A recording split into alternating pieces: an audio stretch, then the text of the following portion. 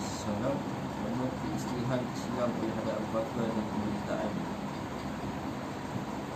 Pada zaman pemula Islam, siapa sahaja yang belum Islam akan cuba merahsiakan keislamannya sedaya mungkin. Rasulullah SAW juga mengingatkan mereka agar merahsiakan keislamannya mereka supaya mereka tidak dianiaya oleh orang kafir. Apabila jumlah orang-orang Islam telah meningkat sehingga 39 orang, hadap Abu Bakar Allah telah memohon kepada Nabi SAW untuk menzahirkan Islam sehingga boleh berdakwah secara terbuka. Pada mulanya baginda salam menolak, tetapi atas desakan hadap Abu Bakar radhiyallahu, baginda salam memperkenalkan permohonan itu. Hadap Abu Bakar radhiyallahu telah membawa semua orang Islam ke Baitullah. Kemudian beliau telah memulakan ucapan dakwah. Ini ialah ucapan pertama yang telah disampaikan dalam Islam. Bapa Nabi SAW, ketua para syuhada, hadap Hamzah radhiyallahu telah memulai Islam pada hari itu, dan hadap Umar radhiyallahu 3 hari selepas hari itu. Sebalik sahaja ucapan bermula, orang kafir dan puak musyrikin terus memenekam orang-orang Islam dari 4 penjuru. Walaupun kehebatan dan kemuliaan hadap Abu Bakar radhiyallahu secara ayatnya diakui di seluruh Mekah, namun beliau tetap dipukul begitu sekali sehingga wajahnya berlumuran darah, hidung dan telinga dan semua anggota telah lebam sehingga wajah beliau tidak dikenali lagi. Beliau telah dipukul dengan kasut, ditendang dan dipijak, malah perkara yang tidak patut dilakukan pun turut diperlakukan terhadap beliau sehingga beliau jatuh pingsan. Selain Banu Taim, orang-orang kabilah hadap Abu Bakar radhiyallahu mendengar berita itu. Mereka datang lalu mengusung beliau pulang. Semua orang yakin bahawa hadap Abu Bakar radhiyallahu tidak akan dapat hidup lagi akibat serangan yang begitu kejam. Banu Taim yang telah datang ke Masjidil Haram dan mengisytiharkan bahawa kalaulah hadap Abu Bakar radhiyallahu meninggal dunia kerana peristiwa tersebut, maka mereka akan mengambil tindakan balas dengan bunuh Utbah bin Rabi'ah. Dialah orang yang paling ganas semasa menyerang hadap Abu Bakar radhiyallahu. Hadap Abu Bakar radhiyallahu tidak sedarkan diri sehingga ke petang. Walaupun telah dipanggil berkali-kali, beliau tidak dapat menjawab dan tidak berkata-kata. Pada satu petang baru beliau dapat cakap setelah diseru namanya.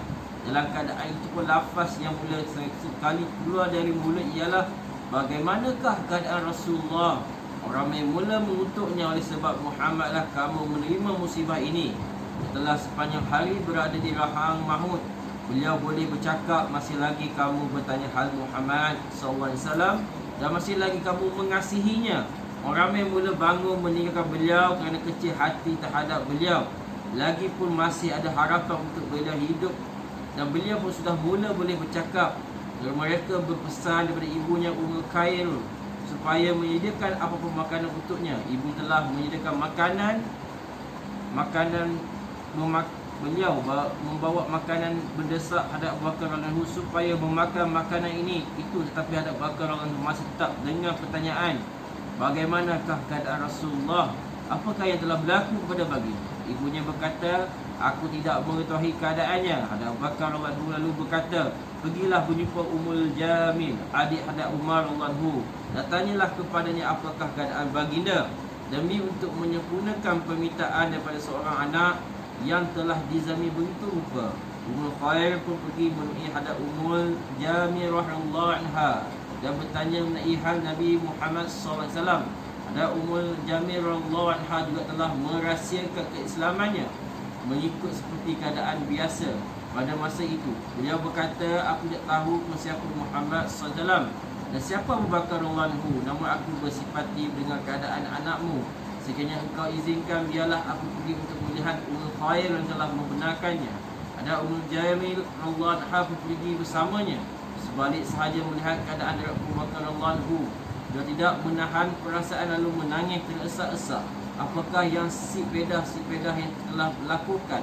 Semoga Allah membalasi mereka apa-apa sahaja yang telah mereka lakukan. Ada Abu Bakar radhiyallahu masih bertanya lagi, bagaimanakah keadaan Rasulullah? Ada Ummul Jamil radhiyallahu anha mengisyaratkan ke arah ibu hadap Abu Bakar radhiyallahu dan berkata bahawa dia sedang mendengar. Hadap Abu Bakar radhiyallahu berkata, jangan takut kepadanya. Maka hadap Ummul Jamil radhiyallahu anha menyampaikan berita baik sambil berkata, baginda berada dalam keadaan sihat dan selamat. Hadap Abu Bakar radhiyallahu anhu bertanya lagi, di manakah baginda sekarang ini?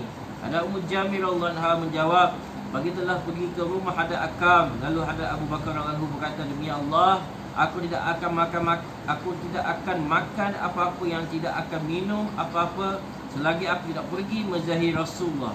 Ibu beliau telah menyuruh beliau makan mula susah hati apabila beliau bersumpah tidak akan makan selagi beliau tidak melihat Rasulullah SAW.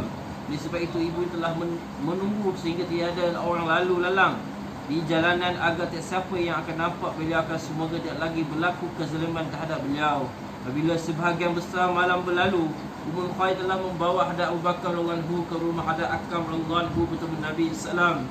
Hadrat Abu Bakar radhiyallahu anhu telah terus memeluk baginda salam dan baginda salam memeluk beliau sambil menangis. Orang Islam yang ada di situ pun turut menangis kerana tidak sampai hati melihat keadaan Hadrat Abu Bakar radhiyallahu anhu. Lepas itu Hadrat Abu Bakar radhiyallahu anhu memohon daripada Nabi sallam, ini ialah ibu saya, Tuhan tolonglah doa hidayah untuknya dan dakwalah dia kepada Islam. Mula-mula Rasulullah SAW berdoa hidayah untuk kemudian baginda salam memberi galakan kepada untuk umat Islam, dan bila pun menerima Islam pada masa itu juga. Tuan kami sekalian, ramai yang mendakwah bahawa mereka sangat kasih dan cinta ketika hidup senang dan mewah, namun kasih dan cinta yang sebenar ialah yang terus berkalan walaupun ditimpa musibah dan penderitaan.